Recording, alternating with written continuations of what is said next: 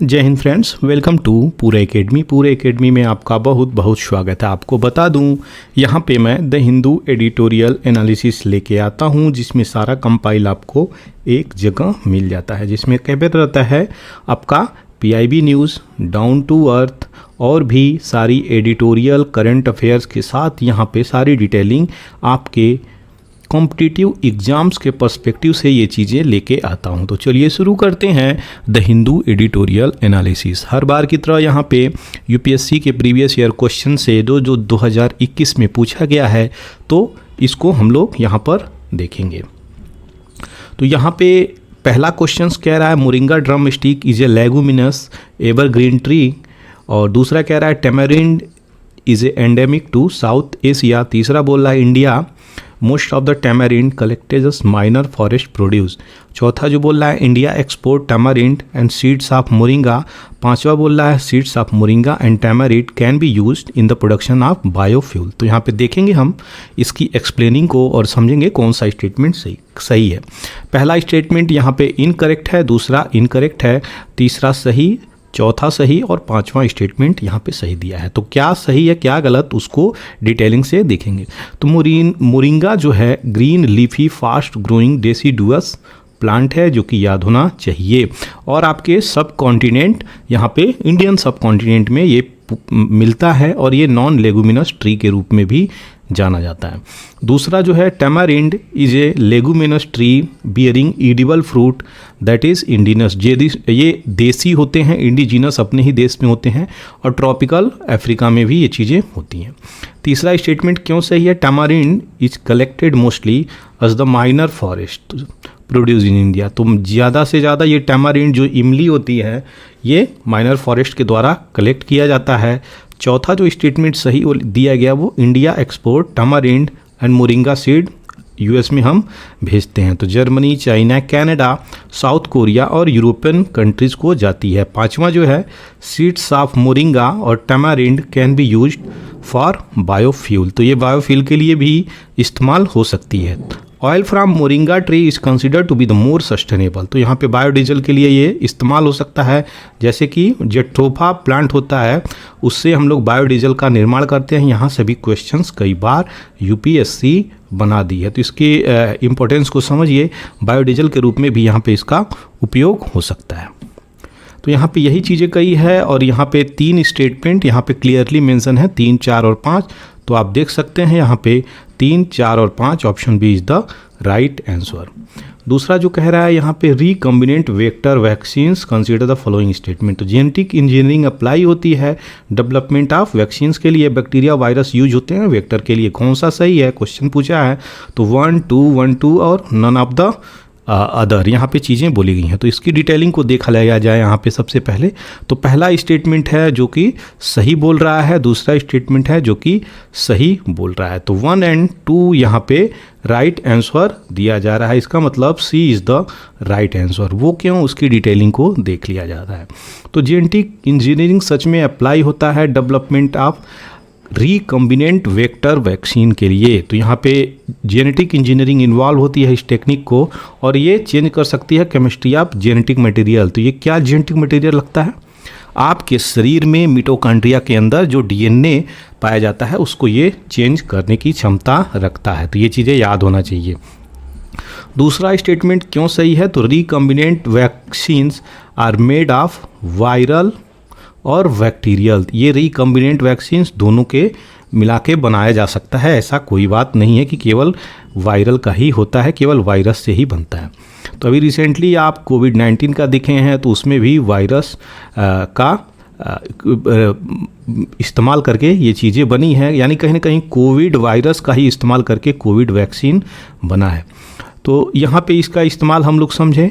और जो दूसरी चीज़ है कि वायरल वेक्टर वेस्ट वैक्सीन जो हैं वो बॉडी के अपने ही सेल्स को यहाँ पे प्रोड्यूस करती हैं, ये उस प्रकार से कार्य करती हैं और मॉडिफाइड वायरस के रूप में यहाँ पे क्लियर करती हैं और डिलीवर करती हैं जेनेटिक कोड, जो भी एंटीजन के यहाँ पे कोडिंग करके उसको टारगेट किया जाता है, उस पे ये कार्य करती हुई नज़र आती हैं। आशा करते हैं ये चीज़ें आपकी क्लियर हो गई होंगी। सारी डिटेलिंग यहाँ पे मैं कल वाले क्वेश्चंस की डिटेलिंग को यहाँ पे दे दिया, तो ये रिवीजन भी हो गई, रिपीटेडली भी हो गई और चीज़ें क्लियर भी कर लिया एक्सप्लेनेशंस के साथ। तो ये थी सारी एक्सप्लेनेशन, आशा करते हैं ये चीज़ें क्लियर हो गई होंगी। चलिए बढ़ते हैं आगे PIB न्यूज़ की तरफ। तो यहाँ पे देखते हैं प्रेसिडेंट ऑफ इंडिया जो कि द्रौपदी मुर्मू हैं यहाँ पे, और प्रेसिडेंट यहाँ पे चंद्रिका प्रसाद संतोखी जो सूरीनाम के हैं। सूरीनाम कहाँ है, कमेंट सेक्शंस में ज़रूर लिखें। ये किस कॉन्टिनेंट में पाया जाता है ये तो ज़रूर लिख ही दें, क्या होगा उससे आपको लंबे समय तक चीज़ें याद भी होंगी।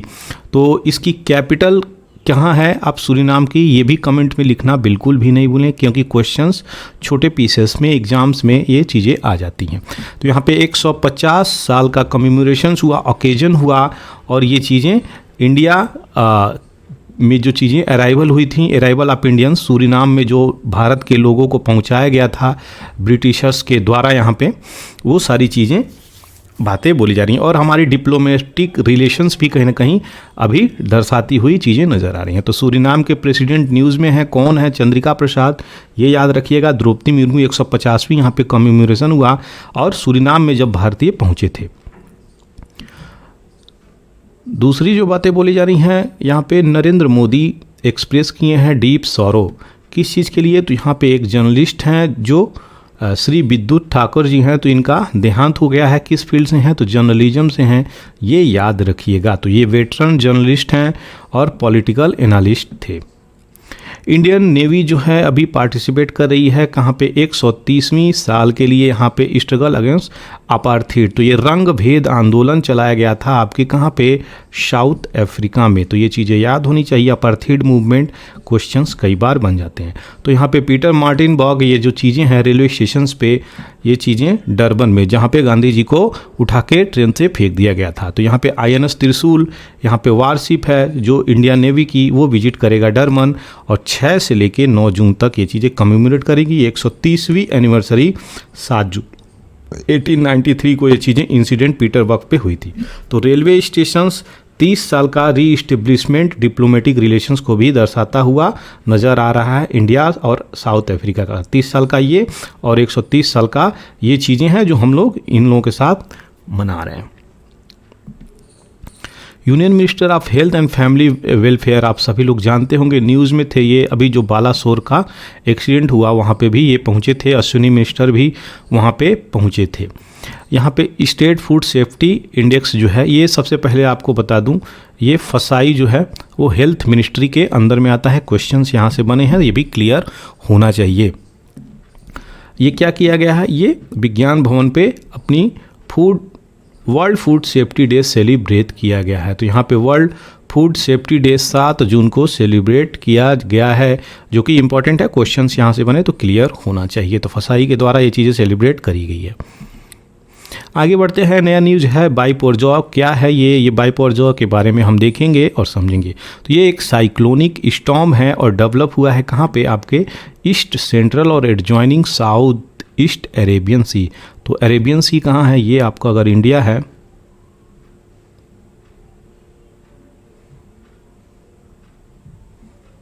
तो ये साइड जो है बे ऑफ बंगाल है और इस साइड अरेबियन सी है। तो अरेबियन सी में यहाँ पे पाकिस्तान से जड़े हुए चीज़ें, ओमान से जड़े हुए चीज़ें पे यहाँ पे एक तूफ़ान के रूप में निकल रहा है। IMD इंडियन मेट्रोलॉजिकल डिपार्टमेंट इसको बोली है कि पाकिस्तान के कुछ पार्ट को हिट कर सकता है, ओमान के कुछ पार्ट को हिट कर सकता है। तो ये प्रिडिक्ट करी है 140 किलोमीटर की स्पीड से ये साइक्लोनिक विंड कहीं ना कहीं चल रही है। 115 से 125 किलोमीटर के आसपास से ये चीज़ें चल रही हैं। दूसरी तरफ बात करी जाए 1881 से तो 2019 तक 41 जो है ट्रॉपिकल साइक्लोन यहाँ पे आ चुके हैं और लैंडफॉल भी कर किए हैं ओमान में। तो ये चीज़ें इंपॉर्टेंट है यहाँ पे समझने के लिए। ये न्यूज़ में है बाइपोरजॉय, इसलिए मैंने इसको डाल दिया।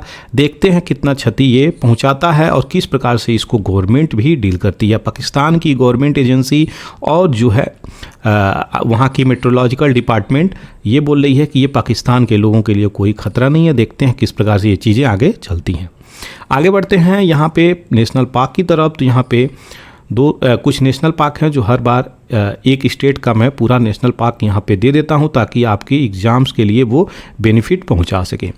कोयलादियो नेशनल पार्क कहाँ पे है, रणथंभौर नेशनल पार्क कहाँ पे है, मुकंदरा नेशनल पार्क कहाँ पे है, आपको कमेंट सेक्शंस में इसके बारे में लिखना है ताकि जो भी चीज़ें आपको यहाँ पे बताई जाएं वो लंबे समय तक याद रहे। एक बार लिख दीजिए कमेंट सेक्शंस में, आपको लंबे समय तक याद रखेगी ये चीज़ें। तो अगर आप लिख कर कोई चीज़ें प्रैक्टिस करते हैं तो वो चीज़ें बेस्ट ऑफ द बेस्ट है, ये बेस्ट ऑप्शन है कोई चीज़ें लर्न करने के लिए, मेमोराइज करने के लिए, रिटेंशन पावर बढ़ा देती है।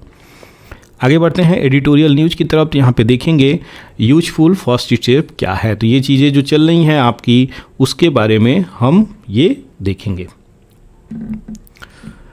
यहाँ पे 3 मेंबर पैनल यूनियन गवर्नमेंट के द्वारा जांच के लिए यहाँ पे लगाई गई है।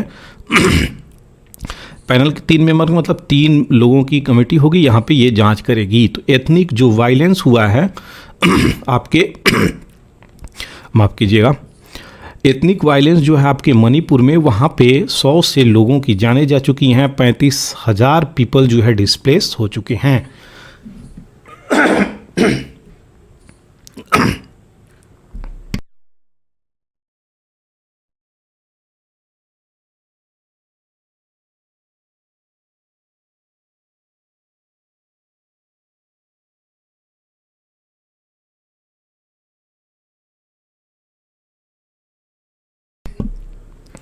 हाँ, थोड़ा पानी पीना पड़ गया, माफ़ कीजिएगा। ये जो वायलेंस वहाँ पे इरप्ट होके आई है वो क्यों आई है, आपको बता दें। ये चीज़ें अभी लंबी समय से चल रही हैं। वहाँ पे जो भी आर्म्स एमुनिशंस हैं किसके पास, यहाँ पे जो भी वहाँ के एडमिनिस्ट्रेशन हैं, वहाँ से जो ट्राइब्स हैं, कौन ट्राइब, मितई ट्राइब, कुकी ट्राइब, ये 2 ट्राइब है जिनके बीच में एथनिक वायलेंस चल रहा है। एथनिक वायलेंस चलने की वजह से कुकी ट्राइब वायलेंट हो गई है। तो कुकी ट्राइब क्या कर रही है वहाँ पे, कुकी ट्राइब एडमिनिस्ट्रेशंस का ही आर्म्स एम्यूनिशंस चोरी कर रही है और वो हमले में इस्तेमाल कर रही है, जो कि यहाँ पे पैक्ट हुआ था, SOP पैक्ट की 2008 में ये चीज़ें हुई थी और इसके तहत ये कही गई थी कि कोई भी कुकी ट्राइब इसमें इन्वॉल्व नहीं होगा।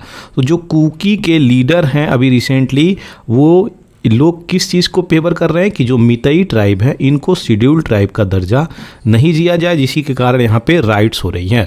अब यहाँ पे कुकी ट्राइब को डर है कि मितई मेजॉरिटी में है, ये इनकी जॉब ले लेगी, रिजर्वेशंस ले लेगी, इनके बच्चे डेवलप नहीं हो पाएंगे, इकोनॉमिक, फिनेंशियली, सोशल एजुकेटेड नहीं हो पाएंगे। बहुत प्रकार से ये चीज़ें यहाँ पे सोचती हुई नज़र आ रही है। तो ये इशू है इन जो निकल के आ रही है, यहाँ पे गवर्नमेंट को सही प्रकार से डील करना चाहिए, क्योंकि वहाँ आर्म्स इम्यूनिशंस जो है लूट लिए जा रहे हैं, जिसके कारण इशू निकल के आ रही है। तो यहाँ पे क्या रिस्पॉन्सिबिलिटी है, इस वायलेंट एक्शंस को किस प्रकार से डील किया जा सकता है।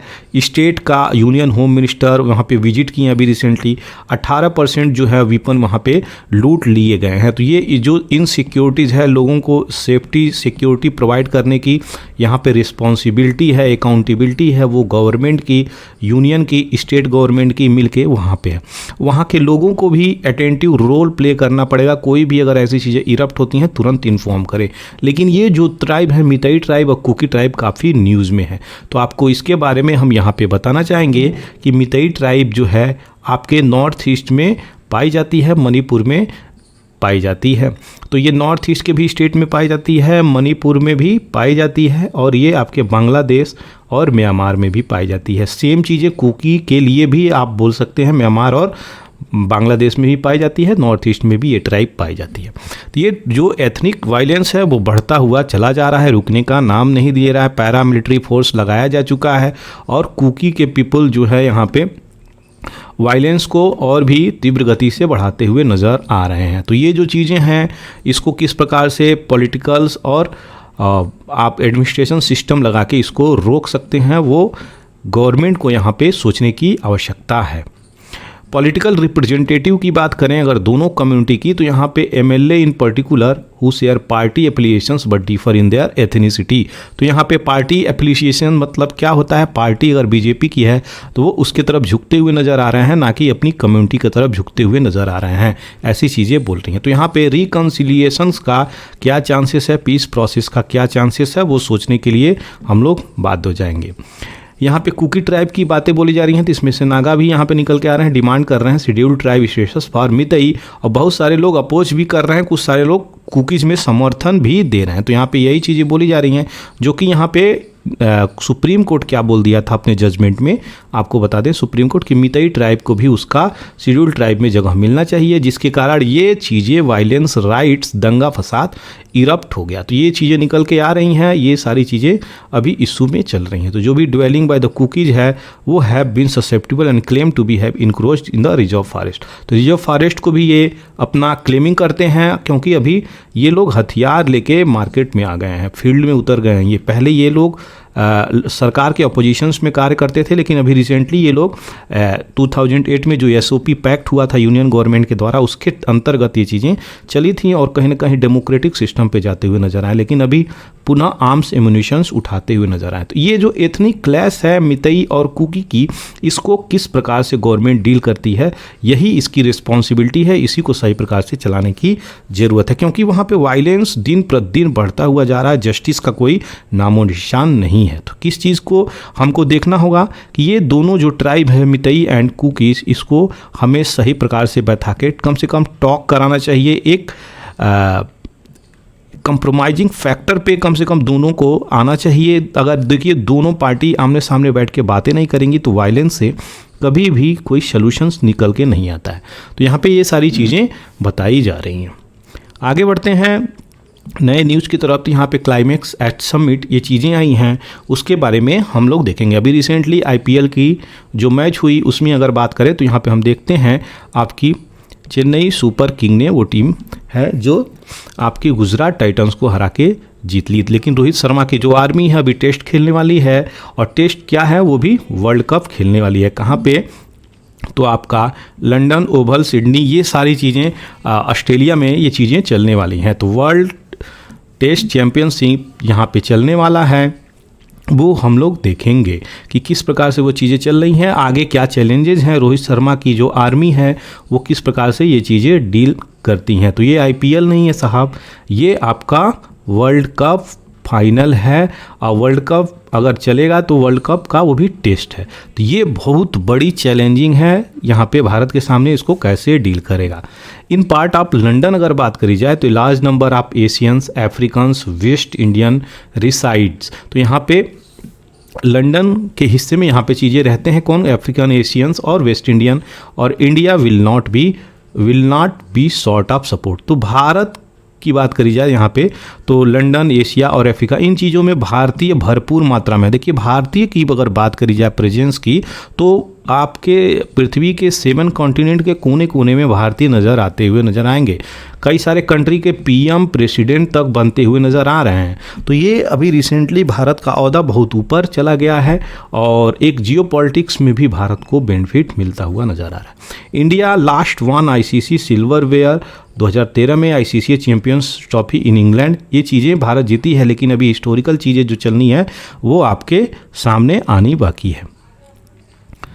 प्रीवियस वर्ल्ड टेस्ट यहाँ पे चैंपियनशिप साइकिल जो है कल्मिनेट हुआ 2021 में, और फाइनल हुआ साउथहैम्पटन में। इंडिया जो है यहाँ पे हार गई, किससे? न्यूजीलैंड से। यानी जो भी टेस्ट वर्ल्ड कप था उसमें न्यूजीलैंड से भारत हार जाती है, लेकिन इंडिया यहाँ पे अगर कोई चीज़ें करती है गड़बड़ी तो यहाँ पे उसको भुगतना पड़ेगा। तो यहाँ पे क्या बातें बोल रही हैं, वर्ल्ड कप जो चलने वाला है यहाँ पे, कि इंडिया के पास इंजर्ड प्लेयर हैं जसप्रीत बुमराह और ऋषभ पंत, जो प्रोमिनेंट प्लेयर हैं, उनकी प्रेजेंस अगर नहीं रहेगी तो किस प्रकार से हम डील करते हैं, ये भी देखने वाली बातें हैं। तो ये क्रिकेट के लेके इशू था, इसको बताएं। शुभमन गिल एक बेटर ऑप्शंस यहाँ पे नज़र आ रहे हैं, अभी रिसेंटली उभरे हैं, उनको भी यहाँ पे ऐड करता हुआ नज़र आ रहा है। तो स्पिनर अश्विन और जडेजा में से कोई एक तो यहाँ पे होना चाहिए, ये भी बातें बोली जा रही हैं। ओवल सरफेस है सिडनी की, यहाँ पे बातें करी जा रही हैं। मिचेल स्टार्क उसकी तरफ से चलेंगे, और ये एक पेस अटैकर बॉलर हैं। पैट कमिंस यहाँ पे जो हैं कैप्टन के रूप में राइवल उभर के आएंगे। तो इसको किस प्रकार से वर्ल्ड कप फाइनल को लेके हम अपनी चीज़ों को तैयारी में आगे बदल रहे हैं, उसी को देखने की ज़रूरत है। यहाँ पे सारी बातें बोली जा रही हैं। ये थी क्रिकेट को लेके एडिटोरियल निकला था, उसको मैं सारी चीज़ें कवर कर दिया। आगे बढ़ते हैं नए चीज़ों के लिए। तो यहाँ पे चाइना जो है ओवरटेक करेगा किसको? यूएस के साइंटिफिक रिसर्च सिस्टम को यहाँ पे ओवरटेक करता हुआ नज़र आ रहा है। कौन? China versus US. तो ये चीज़ें निकल के आ रही हैं और यहाँ पे यूएस जो है वर्ल्ड में number 1 scientific research paper publish भी करता था। ये सारी चीज़ें चलती थी। कई बार यहाँ के जो मेंबर हैं नोबेल प्राइज़ भी जीतते हुए नज़र आए हैं। तो यूएस की जो चीज़ें ही वो रिसर्च एंड डेवलपमेंट पे बहुत ज़्यादा अपना बजट भी खोदा, जिसके कारण उसकी डिफेंस हो गई, उसकी मैन्युफैक्चरिंग सेक्टर हो गई, सब अच्छी से चल रही थी। लेकिन अभी रिसेंटली उभर के धीरे धीरे आ रहा है कौन सा? चाइना बहुत तीव्र गति से अब आता हुआ नजर आ रहा है, धीरे धीरे नहीं। तो ये चाइना ओवरटेक करेगा। तो चाइना वर्सेस यूएस की लड़ाई यहाँ पे सदैव चली रही है। कुछ डायग्राम और ग्राफ की वजह से देखेंगे कि यहाँ पे जो पेपर पब्लिश करी जाती है आपकी साइंस इंजीनियरिंग कॉन्फ्रेंस यहाँ पे, तो हम लोग को यह क्या मिल रहा है? चाइना का ये देखिए यहाँ पे 2 लाख प्लस है और यूएस का देखिए 5 लाख के अप्रॉक्स और इंडिया का जो देखिए 1.5 लाख के अप्रॉक्स। तो ये डेवलपमेंट और साइंस इंजीनियरिंग का कॉन्फ्रेंस जो चीज़ें थी उसको लेके यहाँ पे दी गई हैं। नेचर इंडेक्स जर्नल में ये जो रिपोर्ट हैं यूएस की रिपोर्ट आप यहाँ पे देख सकते हैं, ये नंबर है चाइना और यूएस की। तो आज की डेट की ये रिपोर्ट चल रही है। इंडिया तो बहुत नीचे है यहाँ पे। मोस्ट हाईली साइटेड जो रिसर्च है यहाँ पे वो क्या बताया जा रही हैं? वो यूएस की है, चाइना की है, यहाँ पे चीज़ें निकल के आ रही हैं। अगर बात करी जाए यहाँ पे चाइना की, तो चाइना देख सकते हैं यहाँ पे पेटेंट एप्लीकेशंस इतना सारा यहाँ पे डालता हुआ नज़र आ रहा है। तो 16 लाख के आसपास पेटेंट एप्लीकेशन डाला हुआ है चाइना यहाँ पे नज़र आ रहा है। तो यूएस की बात करें तो यहाँ पे 6 लाख की बातें बोली जा रही हैं। इंडिया जो है बहुत कम नंबर आंकड़ों के साथ यहाँ पे है। आगे बढ़ते हैं नए न्यूज़ की तरफ। तो यहाँ पे हमको दिखता है ट्रबल इन कोसोवो। तो ये एक इम्पॉर्टेंट है। कोसोवो को सबसे पहले हम इसके बारे में जानेंगे, लोकेशंस को जानेंगे। तो यहाँ पे क्या हुआ है आपको बता दें, ये कोसोवो और सर्बिया 2 ऐसी रीजन है जहाँ पे कॉन्फ्लिक्ट क्रिएट हो गई है अपनी इंडिपेंडेंसी को लेके, और जो इंटरनल टसल है, बॉर्डर इशू है और ट्रेडिंग का इशू है, पॉलिटिकल इशू है, ये सारी इशू यहाँ पे इरप्ट हो गई हैं। कैसे आपको बता दें, यूक्रेन और रसिया की जो लड़ाई हुई उसकी वजह से ये भी चीज़ें कहीं ना कहीं इन्फ्लुएंस हो गई रिसेंटली, उसकी वजह से ये क्लैश होती हुई नज़र आ रही हैं।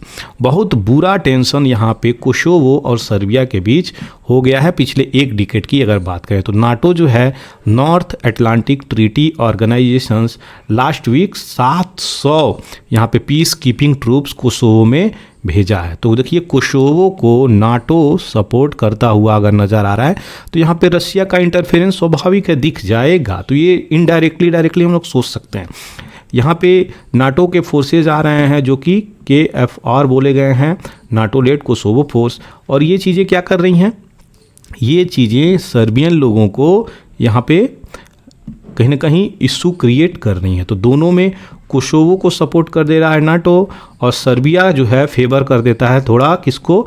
रसिया को। तो यहाँ पे रसिया अपनी चीज़ों को सपोर्ट कराता है और कोसोवो को सपोर्ट कराता है। यहाँ पे कॉन्फ्लिक्ट क्या निकल के आ रही हैं? बहुत सारी। क्या क्या कि बॉर्डर में किस प्रकार से ट्रेड होगा कोसोवो सर्बिया में, और यहाँ पे किस प्रकार से पॉलिटिकल एजेंडा चलेगा, सोशल एजेंडा किस प्रकार से चलेगा, डेवलपमेंट किस प्रकार से होगा, ये सारी चीज़ें निकल के आ रही हैं। तो यहाँ पे प्रेशर फ्रॉम यूरोपियन यूनियन भी चल रही है और फ्रेंच और जर्मन लीडर के साथ साथ ये सब भी आगे चल रही हैं। सबसे बड़ी बात यहाँ पे कोसोवो जो है उसका रीजन हम लोग देखेंगे। ये है कोसोवो और ये रहा सर्बिया। तो सर्बिया है Republic of Macedonia, Albania, Montenegro, in country से बॉर्डर करती हुई नज़र आती है। तो ये चीज़ें इंपॉर्टेंट है। ये इसकी प्रिस्टीना हो गई, ये कैपिटल हो गई। तो आप इस लोकेशंस को देखिए, सर्बिया और कोसोवो ये दोनों लोकेशंस इंपॉर्टेंट है, इसलिए मैं इसको डाल दिया। तो आशा करते हैं इसके लोकेशंस आपको मिल गई होगी।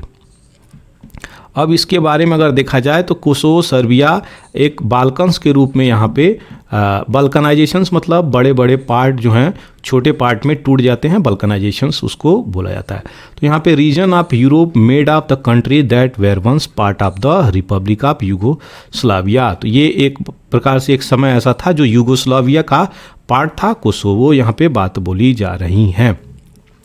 अभी अगर बात करी जाए तो Serbia does not recognise Kosovo sovereignty और continue to consider it part of itself. तो सर्बिया कोसोवो में इनकी इंडिपेंडेंसी को लेकर भी इशू है कि सर्बिया इसको कोसोवो को अपना पार्ट मानता है, इसको रिकॉग्निशंस नहीं दिया हुआ है। तो ठीक उसी प्रकार से समझ सकते हैं ताइवान पे चाइना हमेशा क्लेम करता है कि ये हमारा हिस्सा है, ऐसे समझ सकते हैं।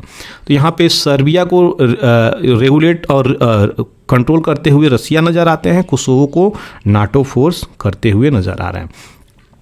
ये सारी चीज़ें हैं। तो सर्बिया में अभी रिसेंटली 500 साल की जो ओटोमन एम्पायर थी, अभी आपको बता दें, ये खोई है और ये 1389 में जब कोसोवो का बैटल हुआ तो यहाँ पे ओट्टो एम्पायर के अंतर्गत ये चीज़ें चली। ओटोमन रूल जो है एथनिक रिलीजियस बैलेंस शिफ्ट किया है कहाँ पे, कोसोवो में, क्योंकि इसकी लोकेशंस आप देख सकते हैं, ये जो इम्पोर्टेंट लोकेशंस है यहाँ पर पड़ता है, ये चीज़ें वहाँ पे चली। तो ये सेकेंड वर्ल्ड वार तक 20वीं सेंचुरी की बात करें तो Kosovo became part of Serbia, यहाँ पे ऐसी बातें बोली जा रही हैं। After 5 century of Ottoman rule, तो ऑटोमन जो रूल है उसके बाद कोसोवो जो है सर्बिया का पार्ट हुआ 20वीं शताब्दी में, सेकेंड वर्ल्ड वार के बाद। तो ये चीज़ें क्लियर हो गई।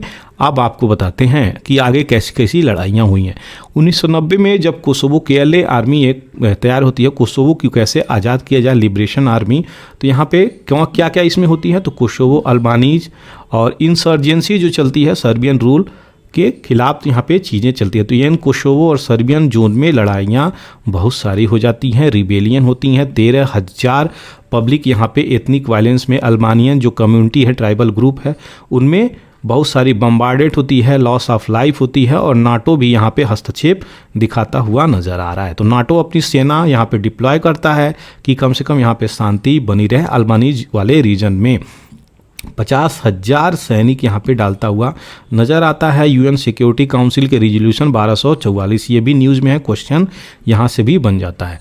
तो ये पीस कीपिंग फोर्स अपना यहाँ पे भेजता है, और ये जो चीज़ें हैं कि कोसोवो को कैसे लीड किया जाए, ये चीज़ें निकल के आती हैं। अब बात आती है 2008 की। 1990 से 2008 में अगर आएँ तो कोसोवो यहाँ पे इंडिपेंडेंस आपको सर्बिया से डिक्लेयर कर देता है कि हम भैया डिक्लेयर्ड हैं, इंडिपेंडेंट हैं, हमारे ऊपर रूल नहीं करो। दूसरी तरफ सर्बिया यहाँ पे चैलेंज करता है क्या, कि Kosovo actions before internal court of justice. तो ICJ के आसपास यहाँ पे सर्बिया इसको चैलेंज कर देता है। ICJ कहाँ है, ये हेग में है, यूरोप में, नीदरलैंड। ये चीज़ें इंटरनेशनल कोर्ट ऑफ जस्टिस में सारी चीज़ें जो इंटरनेशनल बाउंड्री डिस्प्यूट से लेके कंट्री तक सारी चीज़ें यहाँ पे सुनी जाती हैं। तो ये ICJ क्या कहता है, Kosovo declaration was not against यहाँ पे इंटरनेशनल लॉ, तो ये चीज़ें ओपाइन कर देती हैं। तो जो भी कोसोवो डिक्लेयर किया है लगभग वो चीज़ें सही है, ऐसा आप मान सकते हैं। बोला जा रहा है किसके द्वारा, ICJ के द्वारा। कोसोवो यहाँ पे क्या बात बोल रहा है कि recognise Kosovo Serbs do not recognise Kosovo state institution. तो जो कोसोवो में रहने वाले सर्बियन हैं वहाँ पे वो इस सब चीज़ को नहीं मानते, और वो डायरेक्ट बेनिफिट सर्बिया के बजट से उनको मिलता है। तो यहाँ पे टैक्स भी नहीं देना पड़ता, ये सारी चीज़ें निकल के आ रही हैं। तो प्रिस्टीन जो इसकी कैपिटल है, capital of Kosovo, Belgrade Serbian capital, ये सारी चीज़ें इसमें इन्वॉल्व हैं। 2008 में जो क्लैशेस होता है यहाँ पे कोसोवो के नॉर्दर्न रीजन में, आप देख सकते हैं कोसोवो के नॉर्दर्न रीजन की बातें बोली जा रही हैं, यहाँ पे ये सारी चीज़ें निकल के आती हैं। और यहाँ पे दोनों में जो एक प्रकार से रिबेलियन होता है वो इशू आगे बढ़ता हुआ नज़र आता है, और डिप्लोमेटिक एलाइज रसिया और चाइना में यहाँ पे कहीं ना कहीं वेटो के डिसीजंस पे करता हुआ नज़र आया। तो रसिया के अप्रूवल की बातें करी जाए कि इसको रसिया को अप्रूवल दे दिया जाए, तो विदाउट रसियाज अप्रूवल ये चीज़ें चली, और रसिया चाइना यहाँ पे इन्वॉल्व हुए। 2011 की बात करें तो यूरोपियन यूनियन बैक किया किसको, US initiate talk to resolve the conflict. तो यहाँ पे कहीं ना कहीं यूरोपियन यूनियन को डायरेक्टली यूरोपियन यूनियन US को बैकिंग करता हुआ नजर आया, यानी कोसोवो को बैकिंग करता हुआ नजर आया, और जो सर्बिया है वो रसिया चाइना इस पे बैकिंग करते हुए नजर आए। तो जो ब्रुसेल का एग्रीमेंट है ब्रोकर हुआ दोनों के बीच, यूरोपियन यूनियन के बीच, और फिर भी चीज़ें बहुत सारी चीज़ें यहाँ पे नहीं नजर आई। Association of Serbia municipality administrative link, यहाँ पे कोसोवो में जो चीज़ें चल रही हैं, देखिए आपको बता दें वहाँ पे जो इकोनॉमिक सिस्टम चल रही है वो सर्बिया के द्वारा चल रही है, इसलिए यहाँ पे सर्बिया का इलेक्शंस जो चल रहा है वो इन्फ्लुएंस हो जाता है, और इसको डायरेक्ट सपोर्ट करता है क्या, रसिया रसिया, चाइना, ये लोग सपोर्ट करते हुए नजर आते हैं। वायलेंट 2022 की बात बोली जा रही है तो बहुत सारे क्लैशेस ब्रोक आउट हुए नॉर्दर्न रीजन में ज़्यादातर, तो यहाँ पे बहुत सारे लोगों की हत्या भी हो गई। और टेम्प्रोरी कोसोवो जो बात बोली जा रही है, अगर कोई भी गाड़ी वहाँ पे एक दूसरे से ट्रांसपोर्टेशन की बातें बोली जा रही हैं बॉर्डर पे, तो कोसोवो नंबर ऑफ प्लेट चाहिए, वहाँ पे व्हीकल चाहिए एंट्री करने के लिए, ऐसी बातें बोली जा रही हैं। सर्बिया को रिक्वायरमेंट है Kosovo vehicle to change number plate when they pass through travel in Serbia. तो यहाँ पे कोसोवो से सर्बिया जाना है तो भी उनको नंबर प्लेट की ज़रूरत पड़ जाती है। तो ये चीज़ें हैं, इंपॉर्टेंट है यहाँ पे, यानी आपस में एक दूसरे के लोग हैं बाउंड्री पे और दोनों को एक दूसरे जहाँ जाना है तो वहाँ पे नंबर प्लेट बदल के अपनी गाड़ियों को ले जा सकते हैं, ऐसी चीज़ें बताई जा रही हैं। एथनिक जो सर्बिया हैं नॉर्दर्न में यहाँ पे स्टेज प्रोटेस्ट किए और ब्लॉकेड किए किस चीज़ को, कि यहाँ पे जो भी बॉर्डर एंट्री पॉइंट है सर्बिया और कोसोवो को यहाँ पे ब्लॉकेड करते हुए नजर आए। तो यानी इसको रोका जाए, जो भी मोटरसाइकिल जो भी व्हीकल जा रही है एक कंट्री से दूसरे कंट्री में और नंबर प्लेट बदल के चली जा रही हैं, यहाँ पे प्रोटेस्ट करते हुए एथनिक सर्ब वहाँ के सर्बियंस यहाँ पे नज़र आए कि इसको रोका जाए। ये सारे क्लैशेस चल रहे हैं और एक बार पुनः यह दिसंबर में बढ़ता हुआ नज़र आ रहा है। इसको किस प्रकार से रोका जाएगा वो आने वाले समय में देखा जाएगा। 2018 की अगर बात करते हैं तो यहाँ पे प्रेसिडेंट जो हैं कोसोवो के थासी और सर्बियन प्रेसिडेंट अलेंजर व्यूसिक यहाँ पे प्रपोज किए कि एक बार पुनः बॉर्डर की स्वैपिंग की जाए, बॉर्डर को मेजर किया जाए और उस पर डील किया जाए। तो इस प्रकार से यूरोपियन यूनियन यहाँ पे नॉर्मलाइजेशन में इस चीज़ को रिजेक्ट करती हुई नज़र आई है। टॉक की बात करें तो ये सस्पेंडेड है 2021 से, कोसोवो जब 100% टैरिफ यहाँ पे सर्बियन गुड्स पे लगा दी है। तो ये दोनों इंडिया नेपाल की अगर बॉर्डर की देखी जाए तो ये दोनों इस तरीके से कार्य नहीं कर रहे हैं, बल्कि दोनों मान लीजिए इंडिया नेपाल के बॉर्डर पे आर्मी हो गई है और बॉर्डर पे कोई भी प्रोडक्ट लेके जा रहे हैं तो 100% ट्रैफिक लगा दे रही है, कोई भी व्हीकल नहीं जा सकती, यहाँ पे ऐसी बातें बोली जा रही हैं। ये सारे इश्यू निकल के आ रहे हैं। तो इसी प्रकार कोसोवो एंड सर्बिया का इश्यू निकल के आ रहा है। मार्च दिस ईयर की बात करें तो सर्बिया और कोसोवो टेंटेवली एग्रीड हुए हैं यूरोपियन यूनियन के प्लान में, जो प्रपोज किया है क्या कि बेलग्रेड यहाँ पे स्टॉप करना चाहिए लॉबिंग अगेंस्ट कोसोवो कैंडिडेचर। तो यहाँ पे बेलग्रेड जो है आपको बता दें वो लॉबी कर रहा है, एक ग्रुप बनाया गया है, सपोर्ट कर रहा है कोसोवियो के एक कैंडिडेट को इंटरनेशनल ऑर्गेनाइजेशंस में कि इसको यूनाइटेड नेशंस में कहीं ना कहीं एक अच्छा स्थान प्राप्त हो सके। तो कोसोवो यहाँ पे क्या करेगा, ये सर्बिया मेजोरिटी म्यूनिसिपैलिटी मेजोरिटी है उसको किस प्रकार से लेके आगे चलेगा, ये देखने योग्य बातें हैं। कोसोवो के करंट लीडर की बात करें वेस्ट की को अगर देखते हुए तो सर्बिया का स्ट्रॉन्ग हिस्टोरिक मिलिट्री टाइज रहा है किसके साथ, रसिया के साथ, और पॉलिटिकल क्लोजनेस भी रहा है आपके किसके साथ, रसिया के साथ। तो पुतिन यहाँ पे क्लोजनेस सपोर्ट भी दिखाते हुए नजर आते हैं, क्लेम करते हुए नजर आते हैं। क्यों? क्योंकि वो बहुत बाउंड्री टच करती है, सर्बिया रसिया की बाउंड्री टच करती है, तो यहाँ पे इन्फ्लुएंस हैं इस सब चीज़ को लेके। तो बाल्कन्स जो है बैक्ड बाई रसिया, यहाँ पे चीज़ें बोली जा रही हैं। प्रेसिडेंट ऑफ बोथ साइड यहाँ पे जून 1 को मीटिंग रखे हैं। कोसोवो इंडिकेट किया है कि सोल्यूशन फॉर डिस एस्केलेशन, ये जो क्लैशेस चल रहा है एथनिक यहाँ पे, वो इशू कहीं ना कहीं शांत हो जाए और फ्रेश इलेक्शन सर्बिया में जो डोमिनेंट है यहाँ पे म्यूनसिपैलिटी, वो चीज़ें अभी रिसेंटली ओपन करी गई हैं। यहाँ पे फ्री एंड फेयर मैनर में प्रोवाइड करा जा रहा है इलेक्शंस के लिए without Belgrade pressurising ethnic Serbs to boycott the vote. तो जो एथनिक सर्व हैं बाइकआउट वोट के लिए यहाँ पे जो बोल रहे हैं उनको हटा के सीधे यहाँ पे बेलग्रेड को यहाँ पे प्रेशराइज कर रहा है कि यहाँ पे कोई ऐसी चीज़ें बाइकआउट करने की ना हो, बल्कि इलेक्शंस जो है फ्री और फेयर इलेक्शंस यहाँ पे हो। देखते हैं किस प्रकार से चीज़ें चलती हैं। ये थी सारी डिटेलिंग, आशा करते हैं आपको कोसोवो वाले इश्यू में ये सारी चीज़ें क्लियर हो गई होंगी। चलिए आगे बढ़ते हैं नए न्यूज़ की तरफ। तो यहाँ पे देखेंगे नया न्यूज़ जो निकल के आ रहा है वो है मैनुअल स्कैवेंजर। ये क्या होते हैं मैनुअल स्कैवेंजर, उसके बारे में हम देखेंगे। तो मैनुअल स्कैवेंजर वो हैं जो नाले की सफाई, कोई भी अगर है गड्ढे की नाले की, उसके अंदर डंप में घुस के और वो अपने ही स्वयं ह्यूमन बींग उसके अंदर रस्सी पेट में बांध के घुसता है और गंदगी नाले के अंदर जाके उसको साफ करके पुनः निकलता है। तो ये चीज़ें हैं और इसमें टेक्नोलॉजी का उपयोग नहीं होता है, उसी को मैनुअल स्कैवेंजर बोलते हैं।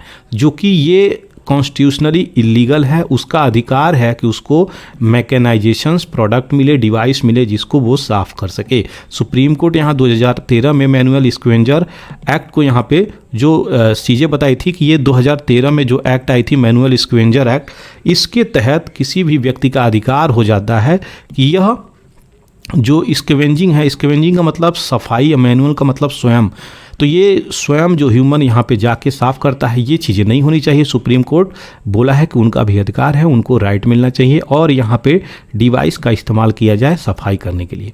तो यहाँ पे ये चीज़ें चल रही हैं। Scavenging had been eliminated in the country and only remaining threat was hazardous cleaning of the sewer. तो जो भी सीवर हैं, सेप्टिक टैंक है, union social justice of empowerment ministry यहाँ पे ये बोली है कि 508 डिस्ट्रिक्ट में 766 डिस्ट्रिक्ट की बात करें तो यहाँ पे फ्री हो गई हैं मैनुअल स्कैवेंजिंग से, जो कि चौंकाने वाली बात है। भैया कहाँ पे फ्री हो गई हैं, ये भी सोचने वाली बात है। ये मिनिस्ट्री की रिपोर्ट है, याद रखिएगा, सोशल जस्टिस की रिपोर्ट है। तो ये चीज़ें रिपोर्ट आई हैं। आप देख सकते हैं किस प्रकार से यहाँ पे ढुक के अंदर ये हमारे गंदगी जो भी सीवर होती हैं उसको ये लोग साफ करते हैं। तो ये एक क्राइम के रूप में देखा गया इंडिया में, लेकिन ये सही प्रकार से इम्प्लीमेंट अभी भी नहीं हुई है। बहुत सारे लूपहोल्स इसको बचे हैं भी, ग्राउंड रियलिटी इसकी अलग ही है। तो देख सकते हैं, ये देखा भी मेरे से नहीं जा रहा है, ऐसी चीज़ें यहाँ पे चलती हैं। आगे बात करी जाए तो यहाँ पे जो भी मिनिस्टर हैं यहाँ पे ये बताते हुए नज़र आए हैं कि जो भी लोग हैं यहाँ पे किस प्रकार से यहाँ पे फ्री हुए हैं। इतने सारे 500 प्लस डिस्ट्रिक्ट क्यों इससे फ्री हो गई है कि वहाँ मैनुअल स्कैवेंजिंग नहीं है, ह्यूमन डायरेक्ट जाके साफ सफाई नहीं करता है। तो उसका कारण बताए हैं कि सभी लोग जो हैं वो does not takes place in more. यहाँ पे जो है अपनी चीज़ों कोविड-19 के बाद लोग अलग इकोनॉमिक पावर के रूप में शिफ्ट हुए हैं और लोग इस जॉब को छोड़ के दूसरे जॉब में शिफ्ट हो गए हैं, इसलिए मैनुअल स्कैवेंजर यहाँ पे नहीं है। तो ये स्कीम है और स्कीम रिहेबिलिटेशन मैनुअल स्कैवेंजर 58,000 के लोग के आसपास आइडेंटिफाई की गई है। स्किल ट्रेनिंग प्रोग्राम भी चलाई गई है, 40,000 ईच यहाँ पे दिया जा रहा है कि इसको किस प्रकार से चीज़ें लेके चली जाएँ। Scheme for rehabilitation of manual scavenger has now been merged with the Namaste scheme. तो ये न्यूज़ में है नमस्ते स्कीम, क्वेश्चन यहाँ से बनेगा, बिल्कुल बनेगा, इसको याद रखिएगा। और 100% mechanisation of the sewer work Namaste scheme के तहत ये चीज़ें चलाई जाएंगी। तो रिहेबिलिटेशन ऑफ मैनुअल स्कैवेंजर यहाँ पे नमस्ते स्कीम के द्वारा मर्ज कर दिया गया। यूनियन बजट की बात करें 23-24 में यहाँ पे 100 करोड़ एलोकेट किया गया था नमस्ते स्कीम के लिए and no allocation for the rehabilitation scheme. तो इसको डायरेक्ट इसमें बदल दिया गया नमस्ते में और रिहेबिलिटेशन स्कीम में यहाँ पे चीज़ें नहीं लाई गई। तो आशा करते हैं ये चीज़ें आपकी क्लियर हो गई होंगी। इसकी क्या प्रॉब्लम है, इसको कैसे टैकल कर सकते हैं, इसको किस प्रकार से जुडिशरी डील कर रही है, ये सारी चीज़ें थी। आगे बढ़ते हैं। सीबीआई यहाँ पे गेदर की है एविडेंस और 83 जो बॉडीज अभी भी क्लेम करनी बाकी है। तो देख सकते हैं सीबीआई बालासोर रेलवे स्टेशन के आसपास पहुंची है और जो भी इंक्वायरी है उसको करती हुई नज़र आ रही है। Mother child burnt alive in Manipur crisis. तो ये मितई ट्राइब और कुकी ट्राइब की डिटेलिंग आपको दे दिया यहाँ पे, और माँ और बच्ची को यहाँ पे जिंदा जलाया गया है, जो कि बहुत ही दर्दनाक न्यूज़ है।